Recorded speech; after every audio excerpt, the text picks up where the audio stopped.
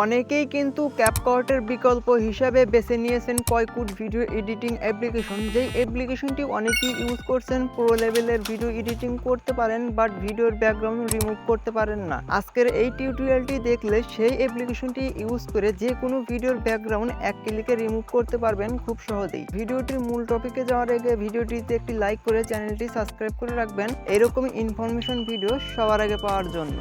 কিভাবে রিমুভ করবেন? রিমুভ করার জন্য আপনার ফোনের গুগল প্লে স্টোরটি ওপেন করবেন। এখানে সার্চ করে দিবেন কয়কুট, লেখাটা আমার স্ক্রিনে দিয়ে রেখেছি। এই অফিসিয়াল অ্যাপ্লিকেশনটি শো করবে। এই অফিসিয়াল অ্যাপ্লিকেশনটি ইনস্টল করে এখান থেকে ওপেন করবেন। দেন ওপেন করার পর এখানে আপনার সামনে এরকম ইন্টারফেস হবে। এই প্লাস আইকনের উপর ক্লিক করে আপনার গ্যালারি থেকে যে কোনো একটি ভিডিও ইনপুট করে নেবেন। ওকে, আমি একটি ভিডিও ইনপুট করে নিয়েছি। এখানে যে দেখতেই পাচ্ছেন আপনাদেরকে দেখানোর সুবিধার্থে। সো এই ভিডিওটা ইনপুট করে নেওয়ার পর এই ভিডিও লেয়ারটা যে দেখতে পাচ্ছেন, এই ভিডিও লেয়ারের উপর একটা ক্লিক করে দিবেন। সো ক্লিক করে দেওয়ার পর এই নিচের অপশনগুলো যে দেখতে পাচ্ছেন, এই নিচের অপশনগুলো একটু আপনারা স্ক্রল করবেন। সো স্ক্রল করলে এখানে অনেকগুলো অপশন পেয়ে যাবেন। পর এখানে দেখতেই পারবেন স্মার্ট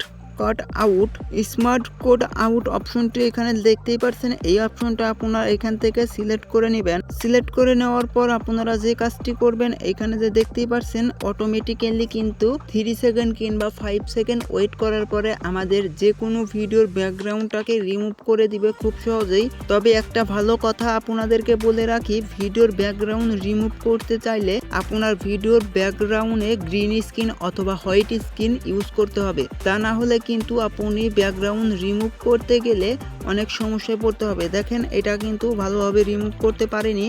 পিছনে যেহেতু অনেক গাছগাছালি ছিল, সেজন্য এটাকে ভালোভাবে কোড করতে পারেনি। অবশ্যই আপনারা গ্রিন স্ক্রিন কিংবা white screen, black screen use করার চেষ্টা করবেন। ভিডিওর ব্যাকগ্রাউন্ড অনেকটাই রিমুভ করবে এবং প্রফেশনাল লাগবে। এখান থেকে দেখতেই পাচ্ছেন অনেকগুলা কিন্তু ফিল্টার রয়েছে। এইগুলো আপনারা ভিডিওর ভিতরে অ্যাড করতে পারেন, অনেকটাই প্রফেশনাল লাগবে। সো এইগুলো অ্যাড করলে আপনার ভিডিওটি ব্যাকগ্রাউন্ড যে রিমুভ করেছেন সেটা বুঝতে পারবে না পিছনে নিউ একটি ব্যাকগ্রাউন্ড অ্যাড করার পরে।